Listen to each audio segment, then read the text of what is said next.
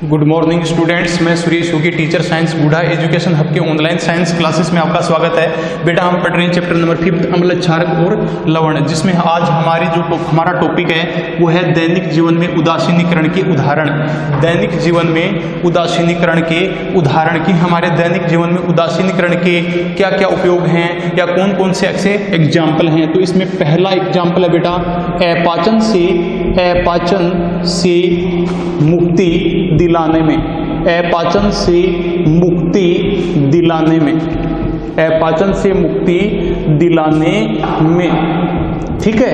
अपाचन से मुक्ति दिलाने में जो उपयोग होता है वो क्या है, उदासीनीकरण क्रिया के द्वारा हमें अपाचन से मुक्ति प्राप्त होती है। अब ये अपाचन क्या होता है, तो बेटा आप जानते हैं, आप इस बात को जानते हैं कि हमारे आमाशय में, हमारे स्टोमक में क्या पाया जाता है बेटा, हमारे आमाशय में हाइड्रोक्लोरिक अम्ल पाया जाता है। कौन सा अम्ल पाया जाता है, हाइड्रोक्लोरिक अम्ल पाया जाता है। आपने ये पढ़ा है कि हमारे आमाशय में, स्टोमक में हाइड्रोक्लोरिक अम्ल पाया जाता है। यह अम्ल भोजन के पाचन में क्या करता है, हमारे शरीर की सहायता करता है, ठीक है। कि ये हमारा स्टोमक है, आपने इस बात को पढ़ा है। हमारा आमाशय इस प्रकार से हमारा आमाशय होता है और आमाशय में कौन सा अम्ल पाया जाता है, आमाशय की जो आंतरिक सतह है, जो इंटरनल लेयर है, ये HCl का स्रावण करती है, हाइड्रोक्लोरिक अम्ल का सीक्रेशन करती है, ठीक है। हाइड्रोक्लोरिक अम्ल इस आमाशय में, ये क्या है, आमाशय है, इसमें पाया जाता है। और ये हाइड्रोक्लोरिक अम्ल भोजन को पचाने में सहायता करता है।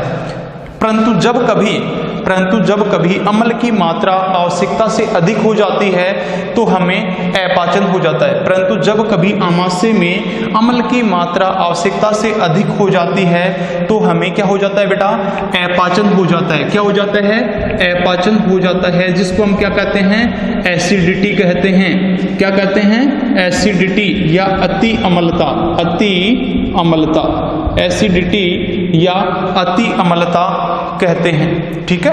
तो ये अति अपाचन है वो बहुत कष्टदायक होता है, अपाचन बहुत कष्टदायक होता है। तब हम क्या करते हैं, तब हम प्रति अम्ल का उपयोग करते हैं। अपाचन हो जाने पर हम प्रति अम्ल, एंटासिड, प्रति अम्ल की गोली लेते हैं, प्रति अम्ल की क्या करते हैं, गोली लेते हैं, टेबलेट लेते हैं, अथवा प्रति अम्ल के रूप में दूध या मैग्नीशियम, अथवा क्या करते हैं, प्रति अम्ल के रूप में दूध या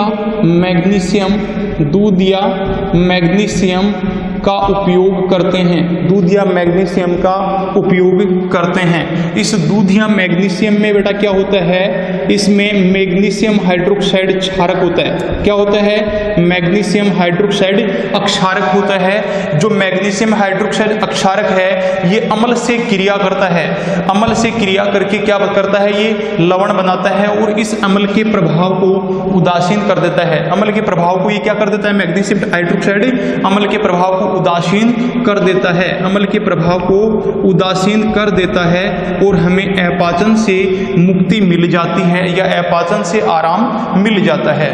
तो फर्स्ट हो गया उदासीनीकरण का कि अपाचन से मुक्ति दिलाने में। सेकंड पॉइंट है बेटा चींटी का डंक, चींटी का डंक उदासीन करने में, चींटी का जो डंक है उसको उदासीन करने में। बेटा आप जानते हैं कि जब चींटी काटती है, जब हमें क्या करती है, चींटी काटती है तो क्या होता है बेटा, तो क्या होता है, चींटी काटती है तो खुजली चलने लगती है और दर्द होने लगता है। चींटी काटती है तो क्या होता है, खुजली चलने लगती है, दर्द होने लगता है। क्यों, क्योंकि जब चींटी काटती है तो यह हमारी त्वचा में क्या करती है, हमारी त्वचा में, हमारी स्किन में, त्वचा में अम्लीय द्रव्य छोड़ देती है। क्या करती है, त्वचा में अम्लीय द्रव्य छोड़ देती है। अम्लीय द्रव्य छोड़ देती है, जिससे हमें खुजली चलने लगती है। तब उस स्थान पर हम क्या करते हैं, नमीयुक्त खाने का सोडा, नमीयुक्त खाने का सोडा। बेटा खाने का सोडा, इसका रासायनिक नाम क्या है, सोडियम बाइकार्बोनेट, सोडियम बाइकार्बोनेट खाने का सोडा, नमीयुक्त खाने का सोडा या केलेमाइन, या केलेमाइन, केलेमाइन का विलयन लगाते हैं। ठीक है, केलेमाइन का विलयन लगाते हैं। ये केलेमाइन में क्या होता है बेटा, केलेमाइन के अंदर जिंक कार्बोनेट होता है। ठीक है ना, क्या होता है, केलेमाइन में जिंक कार्बोनेट होता है। ये जिंक कार्बोनेट क्या होता है, अक्षारक होता है, जो इस चींटी के डंक में क्या है, अम्ल है, जो अम्ल के प्रभाव को उदासीन कर देता है और चींटी का डंक क्या हो जाता है, उदासीन हो जाता है।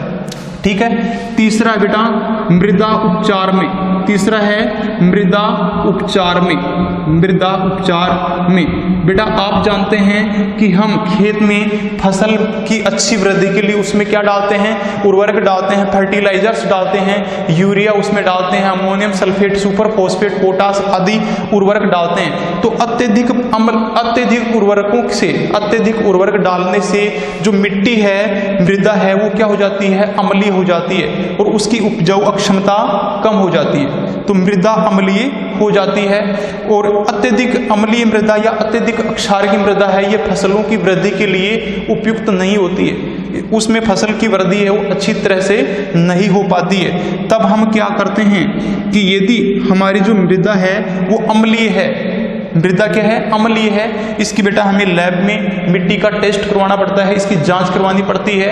यदि हमारी जो मृदा है वो अत्यधिक अम्लीय है, तब हम उसमें क्या डालते हैं, तब हम उसमें डालते हैं चूने का पाउडर। क्या डालते हैं, चूने का पाउडर। ठीक है, जिसको अपन क्या बोलेंगे, कैल्शियम ऑक्साइड, जिसको हम बिना बुझा चूना कहते हैं, बिना बुझा चूना, कैल्शियम ऑक्साइड उसके अंदर डाला जाता है, अथवा कैल्शियम हाइड्रोक्साइड बुझा हुआ चूना डाल देते हैं। तो ये क्या होता है कि ये अम्ल से क्रिया करके, इसकी प्रकृति अक्षार की होती है, ये अम्ल से क्रिया करके क्या कर देता है, मिट्टी को उदासीन कर देता है। और यदि हमारी मृदा अत्यधिक अक्षार की है, यदि मिट्टी क्या है, अत्यधिक अक्षार की है, तो उसमें हम क्या मिलाते हैं, उसमें हम बेटा जैव पदार्थ मिलाते हैं। क्या मिलाते हैं, जैव पदार्थ। जैव पदार्थ जैसे कंपोस्ट खाद है, गोबर की खाद है इत्यादि।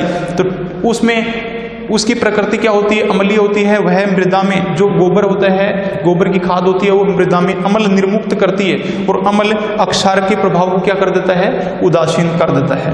अगला बेटा चौथा है कारखानों के अपशिष्ट को उपचारित करने में, कारखानों के अपशिष्ट का उपचार करने में, ठीक है, या उदासीन करने में, कारखानों के अपशिष्टों को उदासीन करने में या उपचार करने में। बेटा जो कारखानों से जो अपशिष्ट निकलते हैं उनमें अत्यधिक अम्लीय या अत्यधिक क्षार के पदार्थ मिले होते हैं। ठीक है, कारखानों के अपशिष्टों में अम्लीय पदार्थ या क्षार के पदार्थ मिले होते हैं। यदि हम इन्हें सीधा ही जलाशयों में विसर्जित कर दें, यदि इन अपशिष्ट पदार्थों को सीधा ही किसमें विसर्जित कर दिया जाए, जलाशयों में विसर्जित कर दिया जाए, तो जलाशयों में रहने वाले मछली जैसे जलचर प्राणी हैं, मछली हैं और अन्य जलचर जो भी प्राणी हैं वो क्या हो जाएंगे, अत्यधिक अम्ल के प्रभाव से नष्ट हो जाएंगे। कि जलाशयों में यदि हम इन अपशिष्ट पदार्थों को विसर्जित कर दें तो क्या हो जाएंगे, जलाशय अम्लीय हो जाएंगे, जलाशयों का जो पानी है वो एसिडिक हो जाएगा, अम्लीय हो जाएगा और वो उस अत्यधिक अम्लीय पानी से मछली हैं और अन्य जलचर प्राणी हैं वो नष्ट हो जाते हैं, मृत हो सकते हैं। अतः इन कारखानों के अपशिष्टों में अम्ल अक्षारक या अम्ल अक्षारकी पदार्थ मिलाकर, यदि कारखानों के अपशिष्ट अम्लीय हैं तो उनमें अक्षारक मिलाकर उदासीन करके ही उन्हें जलाशयों में विसर्जित करना चाहिए। ठीक है, तो इस प्रकार ये उदासीनीकरण के हमारे दैनिक जीवन में क्या हैं, उदाहरण हैं। ओके।